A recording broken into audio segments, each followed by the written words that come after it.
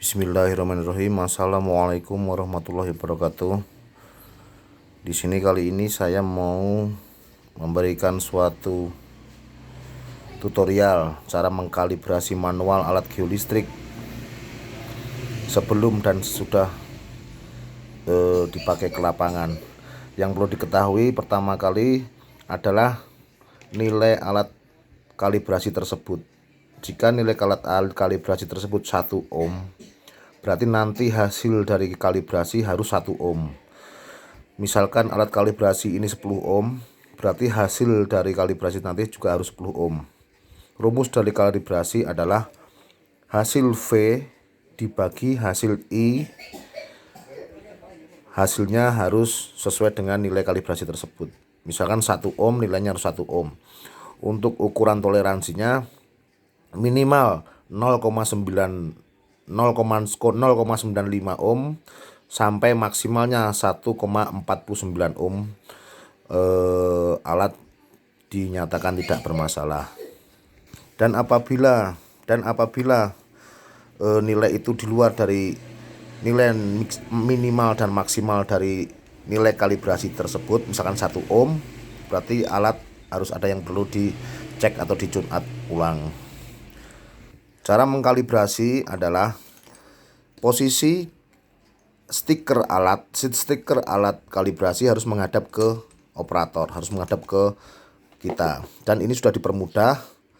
Untuk P1 dicolokkan kabel yang warna merah, P2 colokkan kabel warna hitam, C1 atau arus colokkan ke merah, dan C2 atau arus 2 dengan hitam. Jadi posisi seperti ini untuk mempermudah dalam kalibrasi. Sudah disetting. Nah, tahap selanjutnya colokkan kabel jumper ke aki.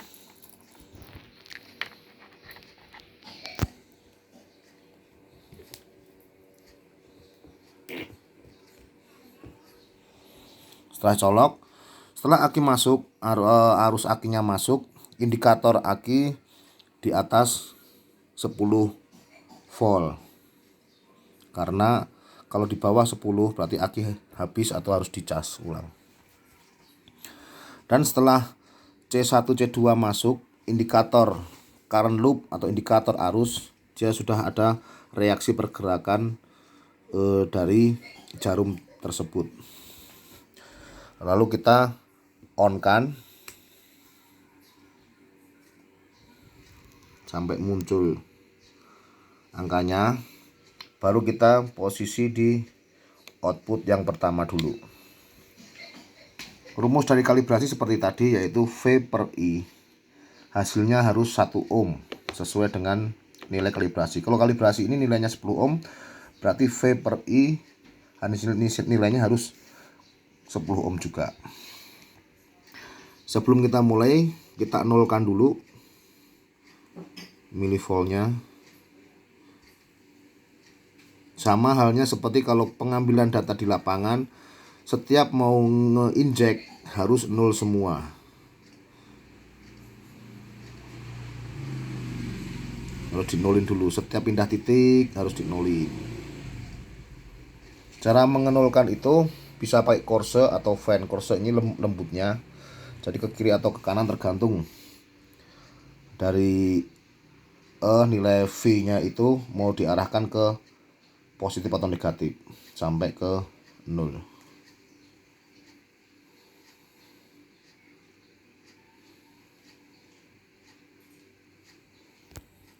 Nah, setelah semuanya 0,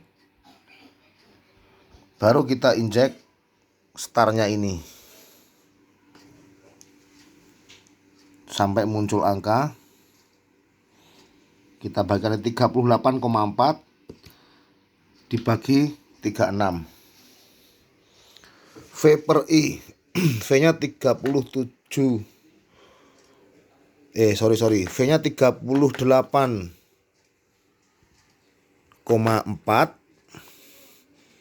dibagi I 37 sama dengan 1,37. Berarti kalibrasi tersebut di output pertama nilainya 1,37, berarti masih 1 ohm sesuai dengan nilai ini. Selanjutnya kita pindah ke output yang kedua. Kita lepas dulu holdnya. Ini hold lepas, berarti dia posisi ngerem, jadi hold harus dilepas dulu, dipencet. Nah, kalau sudah 00 semua 0, baru kita pencet seperti tadi di posisi output atau power kedua. Kita pencet, kita injek terus, jangan dilepas sampai nilainya nanti ada yang berhenti, baru kita hold 76,77 dibagi 74. V per I. V-nya 77 dibagi 74 sama dengan 1,04, berarti masih 1 ohm. Kita lanjutkan ke power atau output yang ketiga. Sebelum kita injek seperti biasa, seperti tadi, holdnya dilepas dulu. Holdnya dilepas, otomatis holdnya tadi jadi hilang. Sekarang posisi ke output atau power ketiga. Kita pencet start sambil tangan jari satunya lagi ke hold untuk siap-siap ngerem. Pas semua berhenti, I-nya 108. Jadi kalau di hold itu yang berhenti V-nya saja.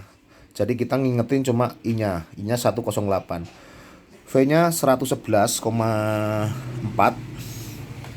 V-nya 111,4 dibagi tadi I-nya 108 sama dengan 1 ohm juga, 1,03, 1 ohm juga. Setelah itu kita lanjut ke power atau output keempat. Nah, sebelum kita injek, kita lepas dulu holdnya atau handremnya istilahnya.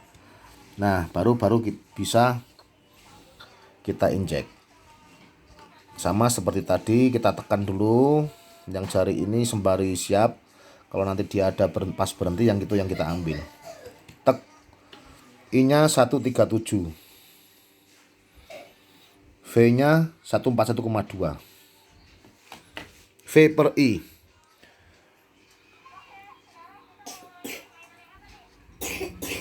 Satu 141,2 I-nya, V-nya 141,2 dibagi tadi I-nya 137 sama dengan masih 1 ohm, 1,03, masih 1 ohm. Dan seperti itu seterusnya nanti di power 5, power 6 dengan cara seperti tadi, cara mengkalibrasi. Jadi intinya mengkalibrasi alat ini menyesuaikan dari alat kalibrasinya. Misalkan suatu saat bapak atau ibu punya teman yang punya alat kalibrasi manual geolistrik, ditanyakan dulu berapa nilai kalibrasi tersebut, alat tersebut.